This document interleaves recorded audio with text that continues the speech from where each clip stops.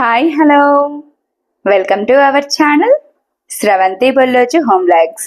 Today special recipe చిట్ల పొడి లేదా పుట్నాల పప్పులతో కమ్మటి కారం రెసిపీని చూపించబోతున్నాను. ఈ కారాన్ని ఒక్కసారి ఇలా ప్రిపేర్ చేసి పెట్టుకున్నారంటే ఇడ్లీతో కానీ దోశలపై చల్లడానికి కానీ ఇలా రైస్తో పాటు సర్వ్ చేసుకున్న రోటీస్తో సర్వ్ చేసుకున్న అద్భుతంగా ఉంటుంది. కాస్త వేడివేడి రైస్లోనికి ఈ కారాన్ని వేసుకొని తిన్నారంటే కొంచెం రైస్ కూడా మిగలకుండా తినేస్తారు.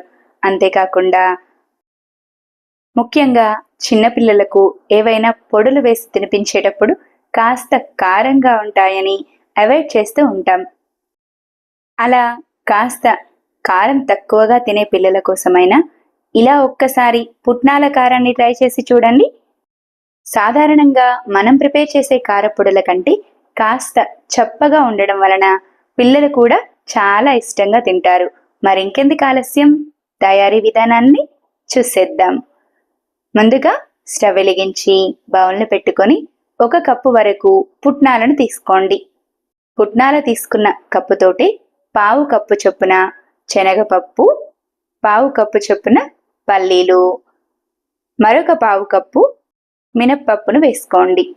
ఇలా పప్పులన్నింటినీ వేసుకున్న తర్వాత 1/2 కప్పు వరకు ఎండు కొబ్బరి ముక్కలను, అలాగే 1 టీ స్పూన్ వరకు మిరియాలను కూడా వేసుకోండి. మిరియాల ఘాటు మీకు నచ్చినట్టయితే స్కిప్ చేసుకోవచ్చు. ఇలా పప్పులన్నింటినీ వేసుకున్న తర్వాత స్టవ్ని మీడియం ఫ్లేమ్లోకి టర్న్ చేసుకొని మంచి గోల్డెన్ కలర్ వచ్చేంత వరకు కలుపుతూ ఫ్రై చేసుకోండి. ఈ చిట్ల పొడి ఎక్కువ రోజులు నిల్వ ఉండాలంటే ఇలా పప్పులన్నింటినీ మంచి గోల్డెన్ కలర్ వచ్చేంత వరకు స్టవ్ని మీడియం ఫ్లేమ్లో ఉంచి మాత్రమే కలుపుతూ ఫ్రై చేసుకోండి. పప్పులు చక్కగా ఫ్రై అవ్వకపోతే కారం త్వరగా పాడైపోతుంది.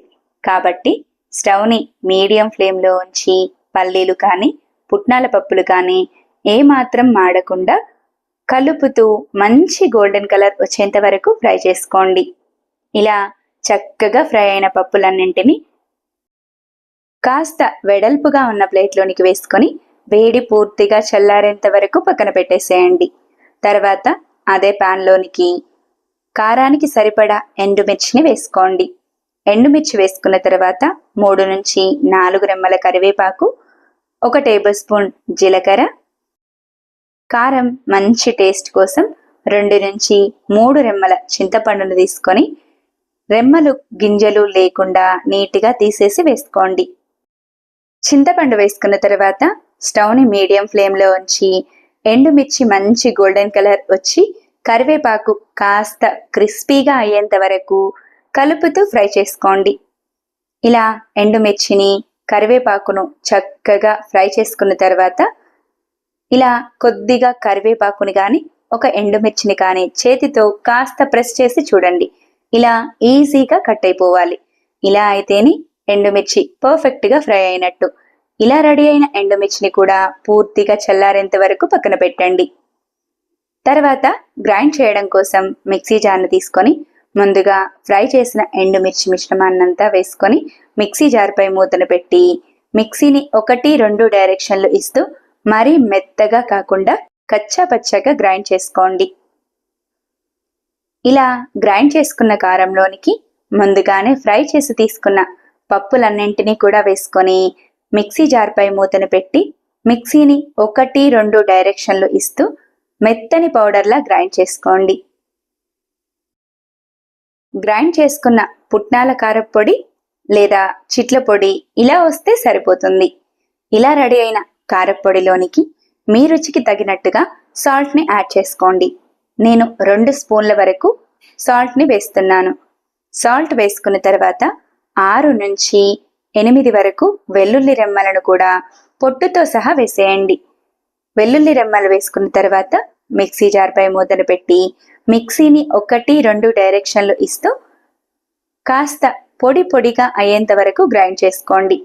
వెల్లుల్లి వేసిన తర్వాత మాత్రం మిక్సీని ఆపుతూ మరొకసారి గ్రైండ్ చేసుకుంటే ఇలా కారం ఎక్కడా ఉండలు లేకుండా పొడి పొడిగా గ్రైండ్ అవుతుంది.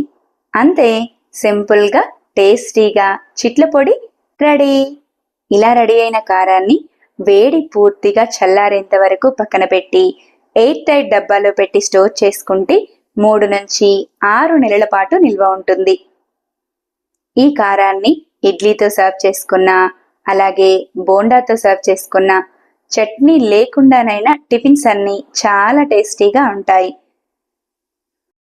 అంతేకాకుండా వేడి వేడి రైస్తో సర్వ్ చేసుకున్నా చాలా టేస్టీగా ఉంటుంది. మరి ఇంకెందుకు ఆలస్యం, మీరు కూడా తప్పకుండా ట్రై చేసేయండి. నా వీడియో కనుక మీకు నచ్చినట్టయితే లైక్ చేయండి. ఇలాంటి మరెన్నో ఇంట్రెస్టింగ్, టేస్టీ, హెల్దీ రెసిపీస్ కోసం నా ఛానల్ని సబ్స్క్రైబ్ చేయండి. ఈ చిట్ల పొడిని మీరు కూడా తప్పకుండా ట్రై చేసి ఎలా వచ్చిందో కామెంట్ చేయండి. Thanks for watching. Wait for new recipe daily 6 AM.